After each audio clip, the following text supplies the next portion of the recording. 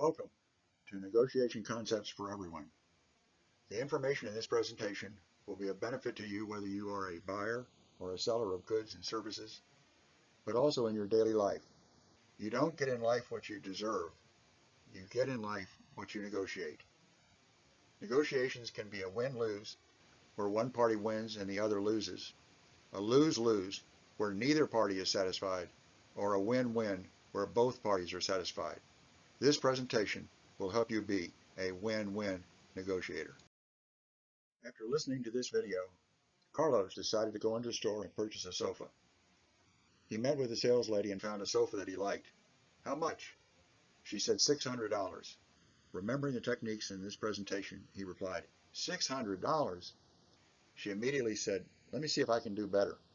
She went to the manager and came back shortly. I am pleased to tell you that the manager has lowered the price to $450. Carlos was pleased with the $450, but he replied, $450? She hesitated, and then Carlos thought for a minute and did something you will hear at the end of this presentation, which saved him even more money. The more back and forth in the deal, the greater the satisfaction. If you went to purchase a used car that was advertised for $10,000, and you offered the seller $6,000, and he immediately accepted, your first thought might be, I could have done better, or what's wrong with the car? But if the seller had responded back and said, well, I will accept $7,000, and you replied, I'll give you $6,500, which the seller accepted, the transaction is more satisfactory. Always consider more trades equals greater satisfaction. In preparation for negotiation, it is important to understand the difference between position and interest. Position is the want, and interest is the why. In this slide of the boy, the position is the boy wants the window open. His interest, or why, is to cool off. Understanding the difference in any transaction between position and interest makes it easier to reach a win-win settlement. Two people want this orange. As a negotiator, you need to be able to determine what the position and interest of each party is so that they both can be satisfied, which will result in a win-win settlement.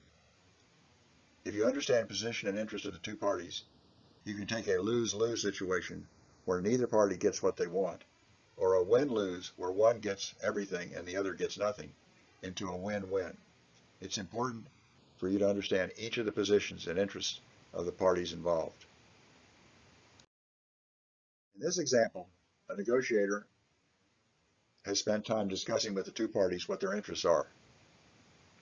He found out that one party is a chef, and his interest is in the zest on the outside of this orange to flavor a recipe. The other party that wants the orange has a cold, and he wants the juice from the inside of the orange. So you as a negotiator are able to satisfy both of their needs and wants and create a win-win situation. Time pressure is another concept that needs to be understood so that there can be satisfaction in the transaction. Is either party under pressure to complete the transaction with a certain period of time? This time pressure will influence the outcome of the transaction. An example of understanding time pressure is the negotiations to settle the war in Vietnam. The United States sent their ambassador to Paris for settlement talks, and he rented a room on a week-to-week basis. The North Vietnamese sent their negotiators to Paris, and they rented a townhouse for 2.5 years. Now, who do you think is under time pressure to reach a settlement? The United States renting week to week, or the North Vietnamese who plan to spend 2.5 years in negotiations? Clearly, the United States has time pressure, and the North Vietnamese knew how to use time pressure, and of course this influenced the negotiation. Power is another concept that is important to understand, because sometimes you have more power than you realize, and the strength of your negotiation position can change if you understand your power. Imagine a prisoner in solitary confinement. Walking by his cell is a guard who is smoking a cigarette. The prisoner says, Mr. Guard, I would like a cigarette. The guard, what? I'm not giving you a cigarette. The prisoner, most of us would agree, has no power. But in fact, the prisoner looked at his situation differently and thought, I have power. He said to the guard, give me a cigarette. The guard again replied, I'm not giving you a cigarette. The prisoner then said, "If you don't give me a cigarette, I'm going to bang my head against the wall until it's bloody. I'll fall down, and when the authorities come to investigate, I'll say that you did it. Isn't it easier for you to give me a cigarette? Avoid all the reports and investigations that would be involved. If you give me just one little cigarette, I will not create a problem for you." The prisoner got his cigarette because he understood the power that he did have. Negotiation should always involve options. It's better to have options presented so that the parties can have decisions to make about what options to take. Hijackers took over an airplane and demanded it be flown to Paris. After it was sitting on the ground in Paris for several days, the French authorities came up and said to the hijackers, "The Americans have arrived. You now have a choice. You can stay on the plane and eventually give yourselves up to the French, and of course the French laws require that hijackers be executed, or you can give yourself up to the Americans. The Americans have a much more lenient judicial system, and if you go back with the Americans, you may be out of jail in several years." What do you think the hijackers did? The 90-10% rule is basically that you should take time to discuss matters thoroughly, because the more discussion with the parties involved, the negotiator is better able to understand what things are important to them and what is influencing their decisions. Going slowly when negotiating and discussing issues can end up with a result that is satisfactory to both parties. Beware of higher authority. This is a situation where the other party agrees to do something, but then comes back and says, "Oh, but I have to get approval from the board of directors or my partner." This enables the other side to have an opportunity to create anxiety on your part. They can then come back and change the negotiations. Of course, this also applies before you accept something. You can say you accept the offer, but it's subject to higher authority or higher approval. Just be aware that this is a technique that can be used to create anxiety. Remember Carlos buying the sofa? He used the technique of the flinch. When he was quoted a price of $600, he said, "$600. And of course, another response could have been, "You are asking how much?" So be aware that a buyer may pull a flinch on you and try to get you to modify the price by using emphasis when repeating the price. The crunch. The crunch is a situation where after the buyer hears the sales price, replies, "But that is more than I want to spend," or "Can't you do better?" or "What more can we do?" These are all terms that are used to try to get you as the seller to reduce the price.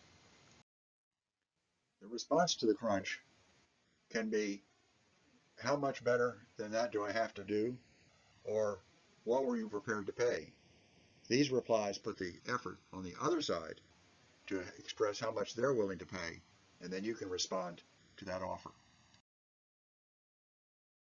The bogey is when a buyer will reply, "Well, this is all that I've got. This is the most that I can afford to pay." You as a seller need to understand what the reply to a bogey should be. To test a bogey, you might use the idea, "If I found something better at a slightly higher price, could you come up with more money?" And many times, when offered a little bit more for a little bit more money, the buyer may find the additional money. In the shoe store, a buyer tells the shoe seller he has only $100 for the shoes. The seller might reply, "If you had $150, I could let you have 2 pairs." This will test the bogey. The idea for the hairy hand was created when a street artist painted a portrait. The buyer looks at the portrait and says, "Well, you don't have it quite right. The eyes are not quite right, or the smile isn't right." The next time the artist did a painting, he would paint a hairy hand in the portrait. Then, when the buyer would look at the portrait, he would zone in on the hairy hand and not be concerned about the smile or the eyes. This would also apply in a real estate transaction. The buyer may put an inspection period in the contract for 120 days. The seller looks at the 120 days and becomes upset, saying, "I would never allow a 120-day inspection period. I will only give you a 40-day inspection period." What happens is the seller focuses on the 120 days and may not be as concerned with other elements of the contract. The buyer is using the hairy hand technique to divert the seller's interest to the time period for the inspection.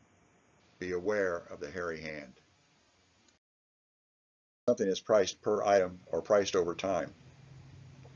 A couple go into a department store to buy bed sheets. They see some bed sheets and ask the salesman, how much do they cost? He replied, they're beautiful silk sheets for only $1,100. The man turns to his wife and says, that's too much to pay for sheets. The salesman who took this class remembers funny money and replies, well, yes, that's $1,100, but they will last you 3 years, so you'll only pay $1 per day, or 50 cents per day for each of you to sleep on these beautiful sheets. Isn't it worth 50 cents a day to sleep on these beautiful sheets? The nibble is when everything has been completed, everyone's agreed, and then one of the parties says, oh, there's just one more thing. My friend was selling this yacht for $500,000. Everything was agreed to, the time, the price, the delivery location. Then, at the last minute, the buyer said, oh, now that does include a full tank of fuel. The seller thought for a minute and realized a full tank of fuel would be $3,000. He smiled at the buyer and said, oh, I know what you're doing. You're doing a nibble. I'm not going to go for it. Understand that in some cultures, buyers are accustomed to it. The nibble and it is expected. Just be prepared for it as one more thing. A classic example of a nibble is TV character Detective Columbo. He used this technique when he would be leaving a suspect's home. As he was leaving the room, he would turn and say to the suspect, oh, by the way, where did you buy the gun that you shot him with? When negotiating a price, remember the example of the car seller who was asking $10,000 and the buyer offers $6,000? The seller needs to come down in price, so he may come down from $10,000 to $8,000, a $2,000 reduction. But the next time he makes a concession, it should be a $1,000 reduction, and the next time, half of that or $500. This will lead to a better settlement and more satisfaction.